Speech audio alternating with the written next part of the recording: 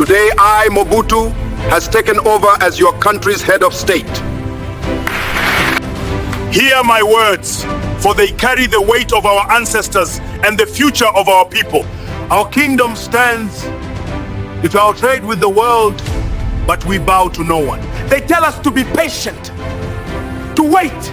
How long must a man wait to breathe? This is not civilization, this is slaughter. Villages erased, millions gone.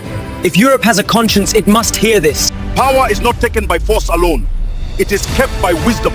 Let our visitors see that we are equals. We are no longer your monkeys, your servants, or your experiment.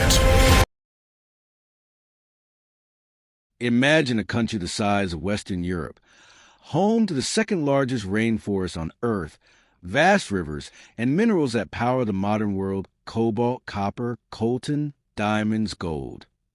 Yet it has suffered one of the deadliest conflicts since World War II. Let's walk through this 15-minute historical journey. Pre-colonial grandeur and early contact before 1885. For thousands of years, the region flourished with sophisticated societies. The Kingdom of Congo, established around the 14th century, was a centralized state with a sophisticated administration, art, and diplomacy. It welcomed Portuguese explorers in 1482 and even converted to Christianity under King Afonso I. In the east, the Luba and Lunda empires built complex political systems based on tribute, copper trade, and spiritual authority. But contact with Europe brought the Atlantic slave trade, which devastated communities for centuries. Millions were captured and shipped across the ocean. Then came the turning point, the horror of the Congo Free State, 1885 to 1908. At the 1884 to 1885 Berlin Conference, European powers divided Africa. King Leopold II of Belgium cleverly claimed the entire Congo basin as his personal property, not even a Belgian colony, but his private estate called the Congo Free State. Leopold promised humanitarianism and anti-slavery, but the reality was apocalyptic. To harvest rubber, the new global craze for tires, his agents imposed impossible quotas on villages. The forced public, a mercenary army, enforced them with terror. Hands chopped off as proof of bullets not wasted. Villages burned. Women held hostage. Mass killings and forced labor. Historians estimate between 5 and 13 million Congolese died from murder, starvation, disease, sleeping sickness, smallpox, and population collapse. Roughly half the population vanished in some regions. International outrage grew. Missionary reports, British Consul Roger Casement's 1904 expose, and books like King Leopold's Ghost forced Leopold to hand over the territory to the Belgian state in 1908. The Belgian Congo, 1908 to 1960. Belgium ruled more professionally, but continued exploitation. The economy focused on mining, copper in Katanga, diamonds in Kasai, with forced labor, racial segregation, and very limited education for Africans. After World War II, an urban African middle class, the Evolus, emerged and nationalist movements grew. Abako, led by Joseph Kasavubu. Movement National Congolese, MNC, led by charismatic Patrice Lumumba. In 1959, riots in Leopoldville, now Kinshasa, convinced Belgium to grant independence abruptly in June 1960, after only 6 months of real preparation. Independence and immediate chaos, 1960 to 1965. The Congo Crisis. June 30th, 1960, Independence Day. Lumumba's fiery speech denounced colonialism. Within days, the army mutinied against Belgian officers. Belgian troops intervened, officially to protect citizens. Katanga province seceded under Moise Tshombe, backed by Belgian mining companies. South Kasai also declared independence. Lumumba asked for UN help, then Soviet aid, alarming the West and CIA. In September 1960, Colonel Joseph Desire Mobutu staged a coup. Lumumba was arrested, beaten, flown to Katanga, and executed on January 17, 1961, with Belgian officers present. The crisis lasted 5 years. UN troops, mercenaries, Cold War proxy battles, Simba rebellion in the East, Soviet/Cuban-backed. In November 1965, Mobutu seized full power in a second coup.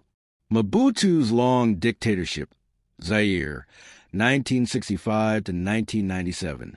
Mobutu renamed the country Zaire in 1971 as part of Authenticite, an Africanization campaign, Leopoldville, Kinshasa, Joseph Desire, Mobutu Sese Seko Kuku Ngbenduwaze Bunga, all-powerful warrior who, because of his endurance and will to win, goes from conquest to conquest, leaving fire in his wake. He created a cult of personality, one-party state, and massive corruption. He amassed a personal fortune of billions while infrastructure collapsed. Supported by the West during the Cold War as anti-communist bulwark, by the 1990s, the regime was bankrupt and crumbling. The two deadliest wars in modern African history, 1996 to 2003, the trigger, the 1994 Rwandan genocide. Over 1 million Hutu refugees, including genocidaires, fled eastern Zaire, using camps to attack Rwanda.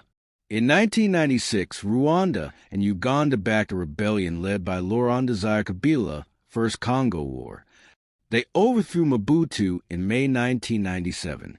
Kabila took power, renamed the country back the Democratic Republic of the Congo, but Kabila soon turned against his Rwandan/Ugandan allies. In August 1998, they invaded again, sparking the Second Congo War, 1998 to 2003, Africa's World War. Involved 9 African countries, over 20 armed groups, proxy war over minerals, estimated 5.4 million dead, mostly from disease, hunger, and displacement. Laurent Kabila was assassinated in January 2001. His son, Joseph Kabila, took over. Peace accords in 2002 to 2003 led to a transitional government, and 2006 elections. Joseph Kabila won. The long aftermath, 2006. Today, despite formal peace, Eastern Congo remains a patchwork of over 100 armed groups, fueled by control of mineral trade, ethnic tensions, foreign interference, especially Rwanda supporting M23 rebels. Major episodes include CNDP Rebellion, 2006 to 2009, M23 Rebellion, 2012 to 2013, resurfaced 2021 present, ADF ISIS-linked massacres in Beni, interethnic violence in Ituri, Lendu versus Hema, Kamwina and Sapu crisis in Kasai, 2016 to 2018. In 2019, Felix Tshisekedi won a disputed election, marking the first peaceful transfer of power since independence, though many believe it involved a deal with outgoing Joseph Kabila. As of 2025 to 2026, the East is still burning. M23, allegedly backed by Rwanda, controls large areas around Goma and Bukavu, displacing millions. Humanitarian needs remain enormous, over 7 million internally displaced. The DRC's story is heartbreaking. A nation with potential to be one of Africa's richest, yet repeatedly bled by greed, first foreign kings, then dictators, then warlords in neighboring countries. Its people, however, continue to show extraordinary resilience, artists, musicians, entrepreneurs, and ordinary citizens dreaming of peace and dignity. The Congo's tragedy is not inevitable. It is a result of choices, colonial, political, and international, that can still be reversed with justice, accountability, and genuine development.